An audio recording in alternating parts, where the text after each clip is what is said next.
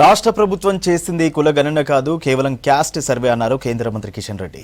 కులగణన జరిగితే చర్చకు సిద్ధమన్నారు. సెన్సెస్ చేపట్టకుండానే రాహుల్ గాంధీ, రేవంత్ రెడ్డిలు సంబరపడిపోతున్నారని విమర్శించారు. తెలంగాణలో కులగణన జరగకుండా రోల్ మోడల్ అంటే ఎట్లా అన్నారు. మోదీ సారథ్యంలో సమగ్రమైన బీసీ కులగణన చేపట్టబోతున్నామన్నారు కిషన్ రెడ్డి. రాష్ట్ర ప్రజలకు తప్ప అనవసరమైన వారికి సమాధానం చెప్పాల్సిన అవసరం లేదన్నారు కిషన్ రెడ్డి. మేమెప్పుడు శాసనసభలో కానీ శాసనసభ బయట కానీ కుల గణన వ్యతిరేకించలేదు. ఫర్ యువర్ ఇన్ఫర్మేషన్, తెలంగాణ ప్రభుత్వం చేసింది కుల గణన కాదు, తప్పుడు ప్రచారం జరుగుతూ ఉంది. తెలంగాణ ప్రభుత్వం తీసినటువంటి ఏ సర్క్యులర్లో కుల గణన అని లేదు, క్యాస్ట్ సర్వే అని మాత్రమే ఉంది.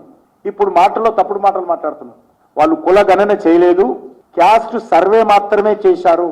అది కూడా తూతూ మంత్రంగా నామమంత్రంగా చేశారు. ఏ రోజు కూడా దాన్ని కూడా భారతీయ జనతా పార్టీ వ్యతిరేకించలేదు. పక్కా చేయాలని కోరాము, పకడ్బందీగా చేయాలని కోరాము, బీసీలకు న్యాయం జరిగే విధంగా చేయాలని కోరాము. బీసీలకు అన్యాయం చేసే విధంగా మత ప్రాతిపాదికన ముస్లింలను బీసీలలో జోడించొద్దని కోరాము. అంతే తప్ప మేము ఎప్పుడు కూడా కులగణనను వ్యతిరేకించలేదు. ఈరోజు కులగణన అంటే భారత రాజ్యాంగంలో ఉన్నటువంటి చట్టం ప్రకారము చేయాలి, ఆ ప్రాతిపాదికనే చేసేటువంటి అధికారం.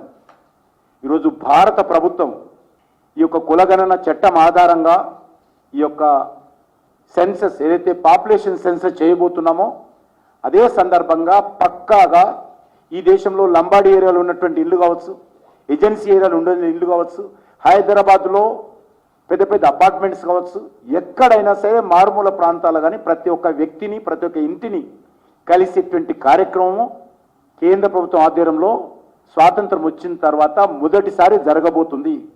ఆ ఘనత నరేంద్ర మోడీ గారికి, భారతీయ జనతా పార్టీకి మాత్రమే దక్కనున్నది.